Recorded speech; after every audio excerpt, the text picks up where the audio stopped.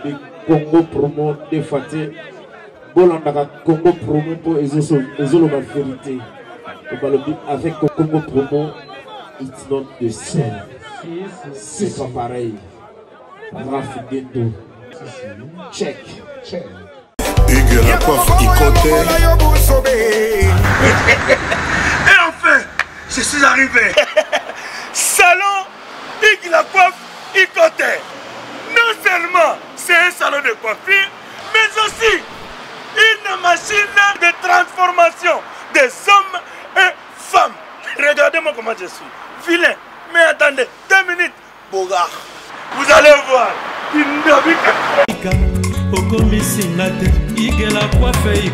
Hugues la coiffe Ikoté. Votre salon de coiffure mixte afro-européen situé sur la Nationale 3 au 174 avenue Aristide Briand, les pavillons sous bois. Pour plus de précisions, veuillez nous contacter au 01 41 55 00 00 ou encore sur notre site hugueslacoiffeikoté.com. Nous sommes ouverts tous les jours de 8h à 20h, même les jours fériés. Hugues la coiffe Ikoté, l'homme qui coiffe la ville. Hugues la coiffe Ikoté, le salon de coiffure mixte afro-européenne de proximité. Au 174 avenue Aristide Briand, les pavillons sous bois sur la Nationale 3. Un seul numéro, 01 41 55 00 00. La beauté de votre chevelure chez votre frère. Hugues la coiffe Ikoté, même père, même mère. Chikicha, chikicha, cha cha. La beauté peut tout changer. Salon Hugues la coiffe Ikoté. Quelle beauté! Sexy pour les femmes, ndindindi pour les hommes. Papa! Nina! Nga nazali agent JB Service. Colline Abino et Koma de Panabiso. Y'a mis mon anan tambusanga combien de fois na chance? Y'a tout ko nazeraka. Kolio nga nazeraka pa na eza akufa batinde na ngepe. Awa Batotembe Basili. JB Service Yangoyo José Baïda. Yabisaki yo awa ezate batindi o ezomona na te. Awa soki batindi bozui Colline Abino mbala moko. Papa. Malali boso yango tozwa kolia poto bana mwana kenda. En tout cas, JB Service José Baïda. Tango bébé calé, ayembaka bapesanga kombo ma passe. Pona mona ka passe, bapesanga kombo ya Baïda. On a yira kabatu biloko na bango. Ata la raison. Biloko ekomi. Pona Paris. Bazalaka na mingi ya kotinda. Mais voilà, JB Service. À côté de bango na Paris. Je sais pas là. À coller bana Paris. So Raf Guindo, félicitations pour la promotion ça la rapport à l'artiste. Que Dieu te bénisse. À connaît pas demander, il n'y a rien en face. Donc Congo promo. Raf Guindo nde. Raf Guindo. Congo promo. Merci nada bena fier na Congo promo. Et ça sito yo bena no number 1. Do sito yo bena intellectuel. Boss Raf Guindo en tout cas on a passivement bambote. Raf Guindo le présentateur la force créative Congo promo. Congo Boroto ça la force militaire na Congo promo. Et faites comme moi, allez voir Congo promo tv5.com. Donc au nom de Jésus-Christ nous bénissons le Congo promo. Avec Raf Guindo, Congo promo ne tombera jamais. Piccolo Congo promo nde. Ouais, balobi Raf Guindo. Congo promo toujours, grande puissance. Come on. Congo promo qui torcos net in a film. Congo promo babundana nango. Raf Guindo. Congo promo. What a plus, what a des boss là. Voilà, nous sommes déjà avec les amis d'Orphelinat, les cris des enfants. Et tous voyez mon pasteur, tous les par rapport il y a descente Nabiso, na Selemba, on a commune avec le pasteur Gédéon. À Otibon, on a Moka, Finlande, voilà. Bonjour pasteur. Oui, bonjour mon frère. Bonjour. Nous avons biso ba sentiment nous en avons komona ndeka otipoto aina ba matila aina ba maïs aina ba biloko ebele to moni wana ba loso ezali ba sucré biloko kolia komela ba huile et ça le nom ndenge ni premièrement descente na kati ya commune abino et puis na kati orphelinat. esengo makasi mingi komona pasteur Gédéon auti na Finlande ekotala biso na orphelinat les cris des enfants. En tout cas nzambe ara nzambe soki bandeko bayibi biso nga d'abord pasteur Flamme naza président ya orphelinat au les cris des enfants. Nalali 2 jours passés moi eloko totikala na ngona ndako kolia dans nini magasin sili pasi na motema mais kolo azo travailler en secret ake kotinda mosaline pasteur Gédéon ayo tala biso todi ba mousse todi ba matela todi ba foufou farine de maïs todi ba loso todi ba huile. Nous avons reçu beaucoup de choses venant du pasteur Gédéon. En tout cas, tous en essayons parce que bana balinge balala nzala au nom de Jésus. Na mosa nzam. Balinge balala nzala. Mais kolo ay ko répondre biso na nzela pasteur abengi ngate. Elote. Je suis surpris na fani na ngaka na orphelinat wa. Na tala boy pasteur. Bonjour papa baye out Finlande. Mais yesu abongwanité kolo zo lokumu. La joie est immense parce que le Seigneur a répondu à ma prière. Nous sommes ici à l'orphelinat, les cris des enfants, si je peux m'exprimer comme ça peut-être. Il n'y a pas de blême, vas-y. Okay. Donc nous sommes l'orphelinat, les cris des enfants qui est né depuis 2009. Mars 2009 jusqu'au jour d'aujourd'hui. C'est une structure qui contient au moins 41 enfants, dont vous verrez les images à tout à l'heure. Ces enfants étudient, ces enfants ont des problèmes sérieux. Pour manger ici, c'est difficile. Nous n'avons aucun appui du gouvernement. Mais c'est l'État, le gouvernement qui nous envoie des enfants ici. Merci beaucoup aux bourgmestres et aux autorités qui nous faisons la collaboration franche. Que le Seigneur les bénisse. Mais pour bénéficier, nous n'avons pas de subvention ici, dans cet orphelinat. Ne les voyez pas comme ça. Mais c'est un orphelinat qui a daté de longtemps, qui date de longtemps. Depuis 2009 jusqu'à présent. Nous nous battons seuls avec l'aide du Saint-Esprit et ces enfants sont là. Voilà pourquoi aujourd'hui le pasteur Gédéon qui a quitté Finlande pour nous rendre visite. Voilà, il est une réponse à nos prières. Nous les bénissons. Nzamba pa mola pasteur Gédéon yé libota nyonso ba projet ba pensée misala kola pa mola. C'est avec un cœur ouvert. C'est avec un cœur ouvert. De tomoni tozolo bape makambo oyo todi badon pasteur alibana ba matela yango wana alibana ba loso. Je sais pas encore, peut-être il a un secret, mais tokumisi nzambe puna musala oyo pasteur Gédéon asali bana baza 41 pasi na biso moko bandeko bo soutenir pasteur Gédéon oyo bo soutenir ye bino bozolo kangai. Je vous donne mon aval. Bo soutenir pasteur oyo azana ba idée malamu. Azana ba idée malamu bo sunga ye. Ce bo soutenir ye a obosa na orphelinat oté.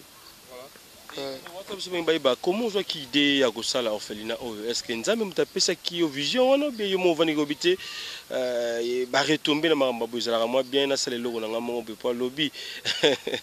Et ça la pe moi bien ndenge musu ndenge ba ndenge musu ba kanisa ka. Voilà. Soki bandeko basala kalikanisi bazana likanisi osala misala oyo il vise un intérêt dessus batika parce que nzamba opambola bango te nga nazalaki orphelin de père mère mama akufa biso bana mikie na komi phaseur bakoteka basaki basache na zando pour natanga. Na sisi betude nanga na 98 c'est humanité. Na ke campus na nyokoma je faisais les pieds jusqu'à l'université. Mais Dieu m'enverra une dame Louba auquel je n'ai même pas des affinités. Maman Mbouyi. Oyanga maman Zara Mouchouaïli mais nzamba tinga maman Mbouyi. Atangisanga 6 ans. Na ibaité. Na isa nzambelo mokonkolo. Le jour où tu me béniras Seigneur, moi je vais aider beaucoup de personnes. Na ke Afrique du Sud dans 2009. Na bondeli pona moi si moko abiki. Maman wa pesinga elle m'a donné cette action de son action de grâce. Je me suis dit glory to God na ke Londres. Mais kuna nkola pesinga te pia babola. Na kozonga Congo na bando sala musa. Donc je l'ai fait par apostolat. Si tu fais des ONG comme étant un business, tu vas t'arrêter. Imaginez-vous, depuis 2009, je n'ai aucun appui, ni du gouvernement, ni des autres. Je n'ai aucun partenaire. Non, pasteur, sans annonce, je vous envoie $500, $1000. Azate. Pour votre information, son abeli lelo, na kotinda ku 1 mois, mukoboroya wa beaucoup d'orphelinote. À moins que Dieu fasse des choses selon lui. Parce que Isaba est fort moko na jouaka 70%. Isaba est fort particulier. Moi ba dim nanga, ba action de grâce ba pesa ngai nde sala ka ke orphelinat o isala mandingi zawana.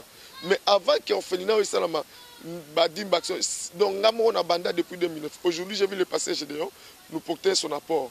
Merci beaucoup. Donc tout ça nango non lokola business par compassion ngana sala ka phaseur. David Alobi, permettez-moi, Psaume 116, verset 12.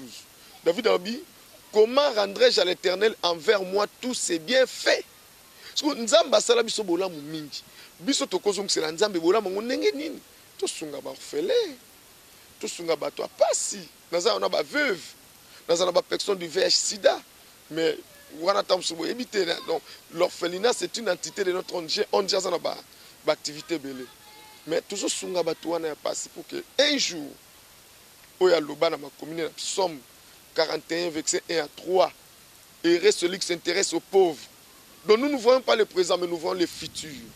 Un jour Nzambo yaza fidèle plus que la fidélité elle-même, il s'élèvera pour nous récompenser. C'est vrai que tous en a intérêt, oui tous en a intérêt, mais intérêt na biso za leloté. Intérêt na biso za comme na bano babonga, c'est notre intérêt. Merci pasteur. Tozongi no momuke tozapi pasteur Gédéon auti bongo mboka Finlande toyiba nini tinda ki vraiment asala eloko to mona sali lelo bilamba biloko ebele bele watindi oyo nabi ke bat basala ngo mo ebele aussi loka ba vient na biso Dominique Kele 100% musakata asala ngo na kati ya Londres ndeko na biso aussi mission noka aspect spirituel moyimi na nkolo asala ngo maman na biso pe Florence Menea asala toya awa na ba vient na tochaka Congo mais lelo absence ya vient na tochaka Congo parce que numéro de téléphone il est quitté. Voilà. Bonjour pasteur Gédéon. Bonjour. Nous avons dit que les canichos qui ont été orphelins biloko oyo. Et ça qui n'a pas été nzambe kaka ou bien na makanisi na motema mawa immaculé oyo zali obité bon na kanisa mo bande ko na kala mo le komke. Ya liboso na tuni no nzambe oyo asali ngolo ya okoma na sika oyo vraiment elona koloba etant que mosali tozotanga makomi na nzambe toyebi récompense nini ezali na ba oyo batalaka ba orphelin. Alors namonaka kaka ndenge totanga bandeko na biso mama na biso Florence alekaka awa. Alors natalaka bana à visiter bana bazoloa na se vraiment banda jour wana nazanga kimi na motema na ngai. Parce que ma commune Zambé elobi na biso boye nazangaki bilei ya kolia est-ce que bopesaki ngai nazangaki bilamba ya kolata est-ce que bolatisaki ngai eza lolenge moko mpe na bana oyo nde kaka orphelinat oyo ezali cri ya bana egangaki vima esika ngai nazalaki yango wana esalaki ke vraiment nasimbama ngai na bikolo salanga ngolu ata na muke ongo na kokoka vraiment na contribuer pour na tia na bana oyo parce que komona bana bazola na se biso na mboko to na possibilité wana na ngola nzambe ko zo même matela oyo ah papa le binanga bazali 41 mais par la grâce de Dieu na ko quand même 20 matela ce qui ndeko mosusu pe par la grâce de Dieu ba susu comme moi 21 et sungi de natina ke pona koloba vraiment mana simba maki na lisungi ya Saint-Esprit oya sungaka biso na simba mpe na bondeli nzambe nzamba salinga ngolu pe apesinga oyo na koki yango na ye pona ya kotika awa esika ba orphelin bazali ezali na makoki na yo moko to ya basungi pe bandeko mosusu bazali bien pembeni ba idée eza bientôt sangisa pe mo muke to sala ensemble na passage Gédéon bon koloba boye na toni no nzambe la mutuna wana parce que bandeko bayebi nga ekozala ata mosusu mbala liboso te mais nayebi mpe eza mpe mbala ya suka te ntango nyonso tukolo azopambola biso tokanisaka mpe baorphelin mpe baveve wana nzambe mpe akozanga kopambola biso te alors nayebi ke bana kotika bazoyoka nga bana nzambe na kotika bazoyoka nga bamama na nga bapapa na nga bango nyonso vraiment kote wana nayebi ke lisungi ezaka makasi mais nzambe oyo yebi biso nayebi ke neti kote bilamba ndeko kulu frère kulu nayebisaki yo ke papa nakotia biloko na conteneur mpona bilamba nyonso tu opesaki nga ata moko na longoli te parce que nabangaka wana mais oyo etakami neti bamatela baloso babiloko nyonso tu esombami nabosani mpe te mama na nga Rita mama nalobaki ke nalingaka bilili te mais par la grâce de Dieu esengeli oyeba ke na moke oyo opesaki nakaki kozangisa te kosombataka mwa quelque chose donc na lolenge wana nakolobela lelo omoni bana yango alive oyo omonaki na mosika esali ndenge nini omoni bana ba 2 ans ya ba 5 ans misusu babengani bango na baklasse misusu bakendaki te misusu bapona mo ebele esali lisusu ndenge nini komona bana yango avant ke tozonga na pasteur pour que to continue na ye par rapport à badifficulté oyo eza na kati awa aetale biso mwa moke natondi nzambe komona bana mpe koyoka mombu na nzambe twana eloko koloba te me nzambe alola comme bible elobiki aza na nsima makomi na ye oyo nyonso bakotala baorphelin lokola bapapa baza kosala na tali bana mpe oyo bakebe lekole bao mosusu mpe baza te oyo ya mike vraiment napamboli nzambe soki moko mpe na ndeko mosusu mpe asimbami bandeko na ngai tosunga soki ngai nakoki kamwa ndambo nakoki soki mibale mpe misato basali yango ndenge papa oyo toloba awa ezalaki kaka libondeli cri wana mpenza ezoganga parce que bana bangai balia te mais peut-être kana bato mosusu mpe azozwa kamwa ndambo ya possibilité azokanisa baorphelin te azokende kobebisa yango kaka oui mais ata 10 dollars oyo na mboka oyo okosomela ngo ta saki moko aloso ekoki kosunga ata 1 euro oyo ekoki kosunga donc na mokuse bino namoni bana wana natondi vraiment nzambe. Pasteur Gélé, tu as un pasteur, il y a orphelinat, les cris des enfants, pour que tu aussi ça n'aille, et puis l'Iloba Moko, au Pessa, na Bana, par rapport au bloc Inango, et aussi la prière pour la Bana, na Bisso, Lobi Peba, comme abattu, miné na Katia Moka. Voilà, tout est le moment Moké pour que tu sois là aussi, na pasteur, parce que va coller au niveau surtout au moni, et ça, pasteur Gédéon, des Aouti, Yanango, ah, et Outi Moka Ferland, donc il y a plein de zéla maï, basombi, bilo, basombi, na Kitessa. Voilà, pasteur, difficulté nini eza awa ya makasi na kati ya orphelinat cri des orphelins. Cri des enfants. Tout ça ba difficulté ebele bandeko. Omoni tozu biloko oyo lelo. Biloko zomona huile papa cameraman laksa bandeko. Huile oyo tozu mungwa tozu ba sucre tala bilamba. Tala lelo tozu lelo oyo ba couverture ya minene oyo nyonso zomona ce sont des difficultés surtout ne langa papa to nyokwa na ngoma montagne pepe yagawa pepe oyo yaga na Canada na États-Unis ba moko na biso ya bandeko na biso ba jibol mbala na ba tusa lutangazo o souffrir moi était tozu lelo ba couverture na lamu papa cameraman zo ba couverture ozomona donc esengo za mingi mais ba difficulté na biso eza que toza na première Minerva la banda bosunga papa Gédéon afutela biso Minerva la banda mwana moko tofutaka Minerva na ye au moins 10 000 francs 10 000 francs congolais moins de 10 dollars moins de 10 dollars ils ont plus ou moins 10 000 francs c'est dans les 7 dollars 7 na mwana moko na mois c'est que donc par trimestre tofutaka na mwana moko Minerva lokola 30 000, donc dans les 25 dollars plus ou moins. On école nini basungi bino kaka ou bien école yango ya bino moko bon to pesa bana ngo basala biso réduction nde tofutaka na ba monta wana omoni wana donc par mois et par année tofutaka plus ou moins dans les 900 dollars comme ça pour na bana batanga ka baza 32 enfants Ce que je suis 25 $. Multipliez 25 fois 32. Là, vous aurez combien? 25 $ fois 32 enfants. Vous aurez combien? Ils ont un sous bon bango. Baotiko bengana bango na classe. Bengani bango. Bazana tant que kuna bon bango. Bana wana bazana 5e des humanités. On a moi na moko na 6e des humanités. Fallait présenter examen d'état nimbulo mais le quoi nga za mbongo te. Te présenter tout salité. Bosunga pasteur Gédéon. Bosunga azana vision kitoko. Azana makantia malamu. Vraiment musalo ki liboso. Merci na maman na Billy Vumuka Fondation tout sunga ba veve na ba orphelin Marambo Petalio. Maman na biso Milinje Mamote mais tous peuple ambeto maman Likelemba. Marambo Petalio pasteur Amos Pumbulu moté maman Dodo. Balbi Marambo Petalio pangdimo amonika arc-en-ciel. Tunga na tunga 120 fois. Parfum, Marambo Italio.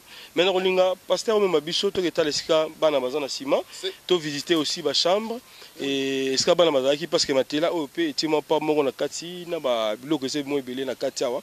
To ki na ensemble na bandeko to visiter bana na biso et catégorie nini ya bana bazana kati awa. Toza la catégorie il y a 1 an, 17 ans. Nanga qui réponse au secrétaire nanga ya orphelinat à répondre bino parce que na travail kanga mo côté. CG oui. Catégorie ya bana baza awa na kati ya cri des enfants. Nous avons bana inane jusqu'à 17 ans, bana 12 ans, bana 13 ans, dans ce que 17 ans. Au-delà bango awa. Pourquoi pas koluka ndeko moi cher za pona kosunga bana miso to ya basi na mibali awa yo moko mtosunga bango to za na maman moko za parce que chaque fois to ya katuta kabino na mibali. Est-ce que ça na maman moko te pona kosunga ba oya basi ya mikepe pa to mona ka basala ba toilette na miso na biso awa na ebite. Non, tu na ba cadre, c'est bon on a ba cadre na sima. Il y a des gens qui sont allés, il y a des gens qui sont allés, ils ont une charge, tu fais 50 € par mois, pour que bana et puis j'ai fait à 16 ans, 17 ans, on peut maman la bango moi c'est passer à dire qu'on peut pas tout bala parce que on va le payer. Donc on peut sur mais il y a une dame à zawana nekema ko bilamba ko la bango et puis ko somza belé na ba cadre muso bazana sima mo na bango. Voilà. Visite guidée, tout guider biso ensemble na ba pasteur et ça biso bien. Voilà.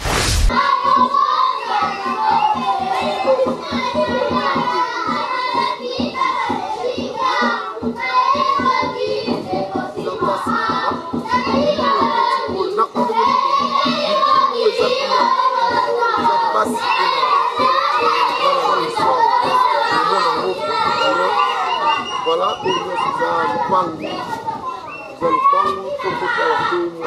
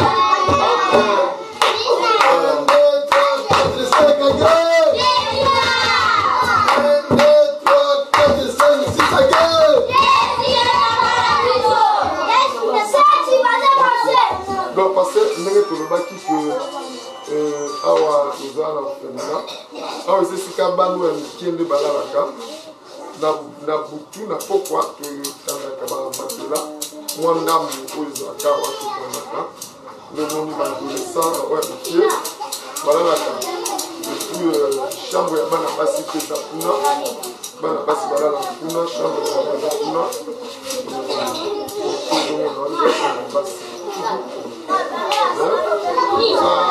toke tomona mpe baplace mosusu en japonais mama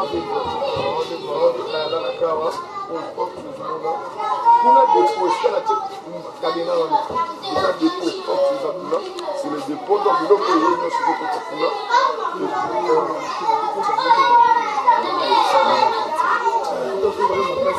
mpona muna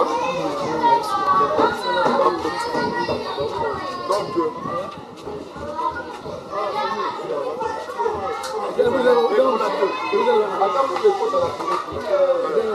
omoni pasteur gédéon oyo eza réfectoire des enfants bale na kawa so balesi basali baye awa bayekoya awa aza parmi la mama 4 bana ezala bango c'est la femme oyo eza parmi bajeune femme bacadreur baboko na bana nozomona bango wana baza 4 mosusu bake wenze bake oyo mpe ndako oyo bacadreur ya basi oyo bake wenze wana bamoni bazali awa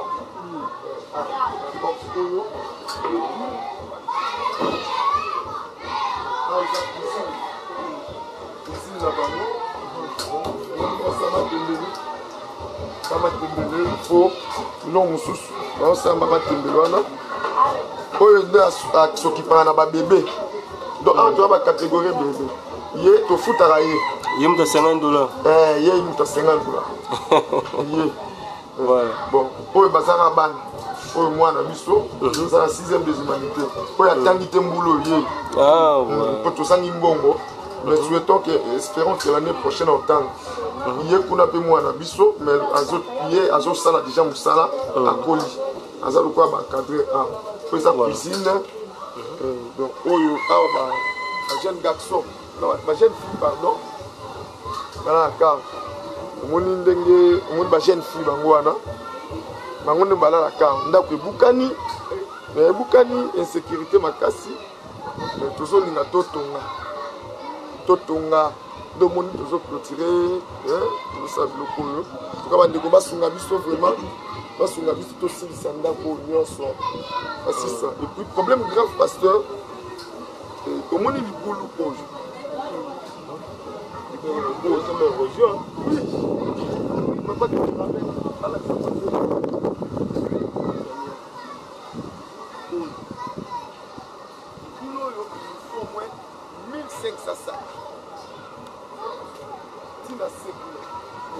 eza ntina se nalingi papa cameraman telema zwala biso libulu oyo nyonso eza ntina se ezaka oyo te ti kuna nyonso libulu oyo toa na besoin mo ya 1500 sac omoni basaki oyo donc basaki vide kaka dans plus ou moins dans le $300 so tozwi na biso basaki oyo vide 1500 sac ba $300 so tozwi basaki vide tokotia na biso mabele totie mabele totondisi awa totondisi kuna nyonso wana eza mpona na libulu oyo yango bandeko bazolanda biso basunga pasteur gédéon pour que aréaliser vraiment baprojet na ye mpe baambition na ye oboye eza insécurité omoi totie kutu oyo mpona mwa kale mpona bana soki bambula ebeti lisusu lelo lobi awa ndako ekei ofelime ekei neti ezoyinda boye mpenza eza madoni yango tosengi na bandeko bosoutenir biso na ntina pasteur gédéon akanisa tokosala mosala monga sokolo tosisa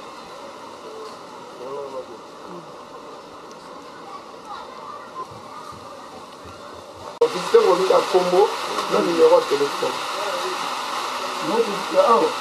ata ya kuna premier bon comment déjà dans le motif donc deuxième motif au motif déjà dépôt de quelques matériels pour les enfants d'une manière générale donc dépôt de quelques matériels pour les enfants.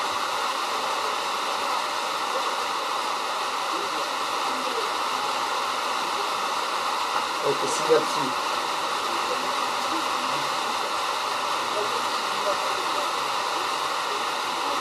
C'est le numéro 4.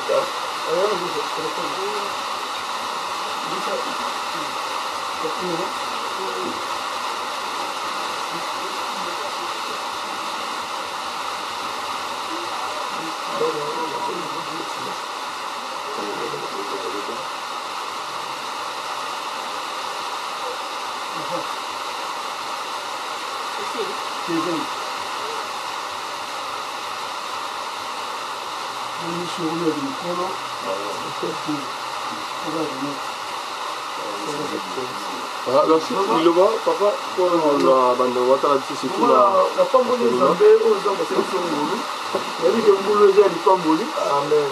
Vraiment, le ressemble à rapport à Ndeko, Moulou et où les filles se résolvent. Nous avons croire que dans le salon de nos salles, il faut que nous les amis. Nous avons ressemble à Roloa, surtout là-bas dans Zambé, la radio nationale, la Taïsi, il faut que nous les Zambé. Au bout de travail, l'évangéliste Alain, dans le gouvernement, nous sommes dans Zambé, nous sommes dans Zambé, nous sommes projet dans Zambé. Alors, je dis que quand on s'est fait un projet, on a fait des sites pour la faire. Dans Angola, Zambé, pour le na Helsinki, bassin dans Zambé, nous sommes dans Zambé, Gabin, maman Hortense, papa Maëlle. Nangola Zambé, Boyko Tosolaki. Aux hommes appellent Passé dans Zambé, Noso, Passé Mukulu, Évangéliste Edo, dans Nyos, on a Tengi Komboté. Bino Nyoso, vraiment, si tu as Zambalo là, à ça, Songolu, to Kangala, to Simbana, tout ça, c'est l'eau comment on a fait là, on a fait là, l'église Nos. Passé Ezekiel, de Nos, on a bossé le binoté, de haut, on a bossé le côté de la Combo. Prophète Marcolino, Bino Nyos, on a tangité vraiment les Arabes oublié, mais les ambassadeurs sont ngolou, et tout ça quelque chose pour leur faire bien haut. Bandi on a moni vraiment pas nisika dola la banda ku ba érosion vraiment pas na motema, mais c'est quand Zambalo là, oyo asala kama kama ile kila katandima na biso, asala biso golam. Na pesi no merci. On a fait oyo et la bande de la banane vraiment tout le monde en Zambé pour tout ballon si les gens vont pas la vie. Merci.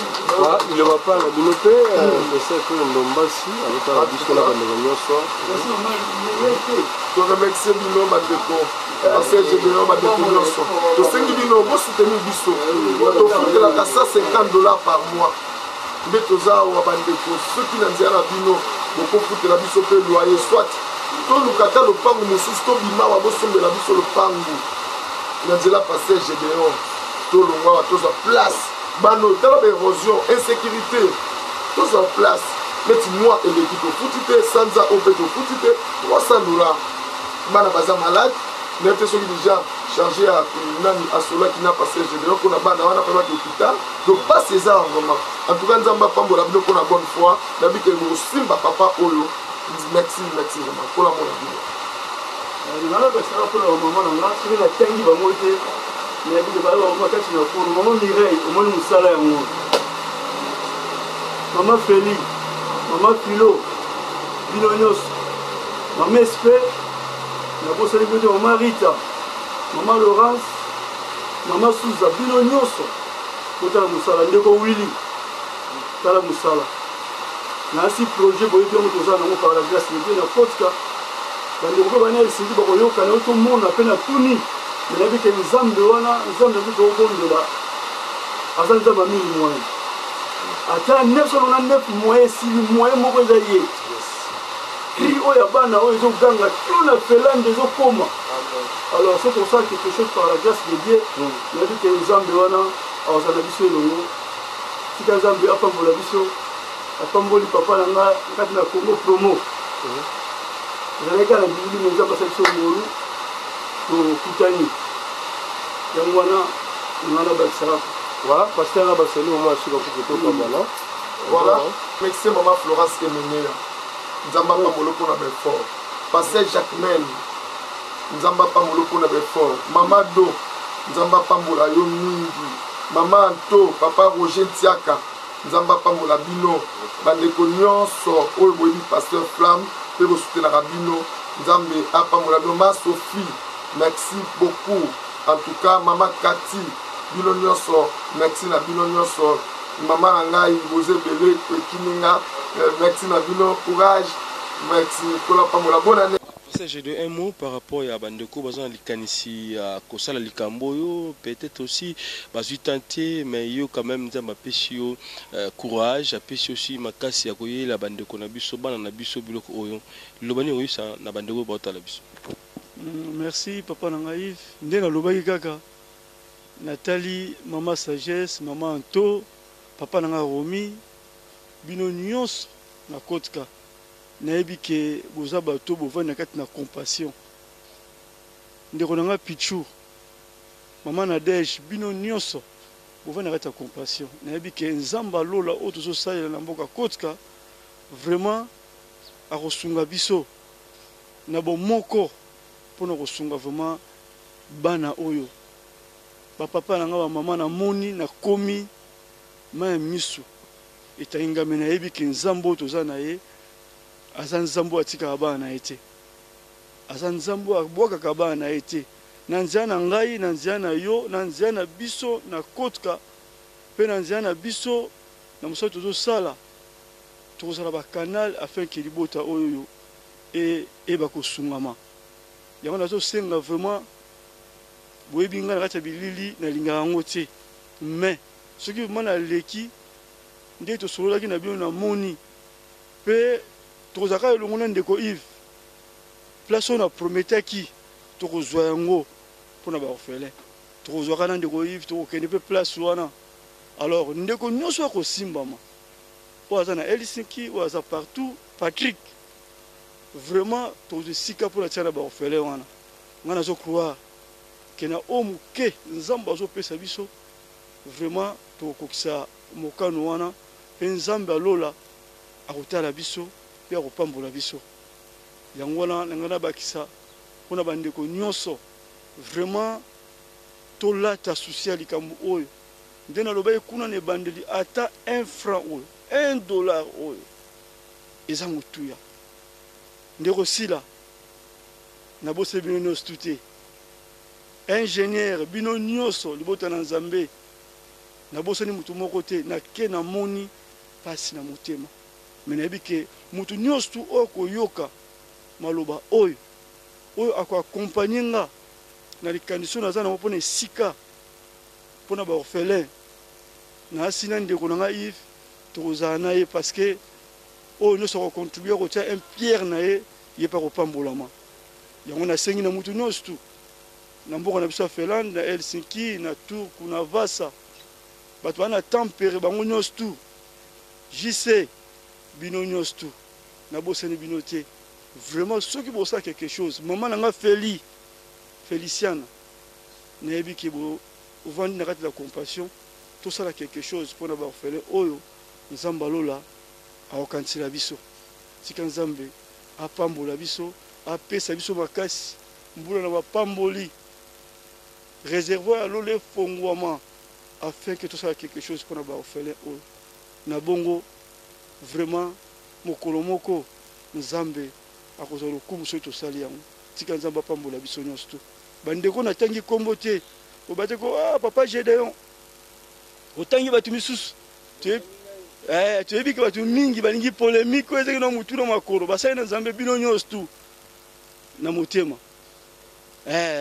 baévangéliste bapaster bino nyonso tu toza bomoko ata kombo no etangami te lingo bate ko babosani te toza bomoko mais mbela oyo ngonga oyo ebeta atoza mpe na Finlande te ata bato bana ba France na Belgique esika bawumbu na nzambe nyonso bazali partout ata na Canada na États-Unis partout moko akoyoka mbela oyo ata moninga te me ye moko papa Ivaza awa numéro nezali bobenga ndeko moko bon na kopesa beloge te mais tika nzambe alola tokanisaka mpe mpo mosala osala po place tokie beza libulu tokiti na se nabosani pete soki nabosani ngo ezala ngambo mopanzi na ngai mama Judith Lwemba mama nde tosololaki na yo nasali yango awa elongo na nzambe na memi na moke oyo nzambe apesi biso tobundanaka oyo olobaka ntango nyonso tu nasali nalongoli quelque chose na memeli baorphelin ndenge olobaka esika ozali bana bébé Charité Victoire papa Zoya bobondela mpona tia na nga église na nzambe mobimba na kotka Evanja Matondo ozoyoka nga si tolobai makambo ndeko Willy bino nyonso napesi bino bambote na kombo na Yesu Masiya tika nzambe alola asala biso bolamu. Merci. Si juste une petite prière pour orphelin, orpheline tout total. Sambela pour bango nzamba sunga bango lobi bakoma batu minene basunga aussi bandeko baza bakozala na kalo kola bango. Nzamba lola na ebike okosaka te na makomi na yo mukanda ya Jean 14 lobi na kotika bino ba orphelin te. Na kotika bino consolateur. Oya ko consoler bino.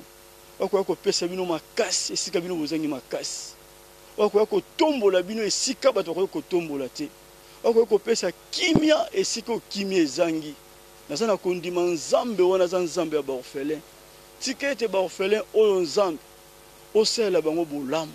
Lobi bazala ba témoin o bakotambola mokio bakotatola ke oza nzambe oyo obwaka moto te mukanda piso melobi na nga boye mama na nga papa na nga ndeko na nga ko bwaka nga me yo mokilo obwaka moto te nayebi ke bana oyo bakokola na kimia bakotanga na kimia bakozanga eloko moto lokola David alobi na mukanda Psaume 23 l'Éternel est mon berger je ne manquerai de rien bazanga eloko moko te na bongo nzambe naza kotika pe ba oyo bazwi mukumba oyo nzamba lola pona ko encadrer bana oyo tondisa bango na mayele pe na bwanya parce que eza mukumba moko oyo ezali ya mutuya bango moko bakoki te misala na bango efongwama bandeko pe bakotala bandeko misala efongwama afin que baepole bana oyo po ete kombo na yo ekumbisama molimo na nzambe nasengi assistance kati na bana oyo tika ete mukanda ya Psaume 91 loleki Bible lobi na kotinda bamwanzi na nga bazala na pona kobatela bana oyo na butu pe na moi liboso na malade kombo na ozali Jova Rafa lokola na kuti bana oyo bazali kotumisama na malade nzambe nazali kokroire ke kolo kombo na yo eza kisi lolenge totangi kombo na ope bana oyo bakutami na lobiko na bongo na tiki bango nyonso na maboko na yo yozwa contrôle na bango lolenge Bible lobi na mukanda Psaume 60 elongo na yo ndebi kamwa tikete bano batambola elongo na yo po lobi ete ekoekraser ngweno ya Satan na ndimi yango nzambe tikete ekraser nyonso koya na butu pe na moi ya malade ya mipepe epidemie nyonso koya kati na bana oyo na ndimi ke nde mobateli na bongo kolo na tikile reste Satan na bosete kolo nanga kotika pe ndeko nanga Yves na ndeko na bisa cameraman kolo pambola bango nzambe na neloko kopesa bango te moyenge benda musolo bazali kosala tika ete ofongola mandingisi ya lola afin que gloire na yo emonisama na kombo oyo leki ba kombo nyonso tolobi bongo amen. Amen. Merci papa.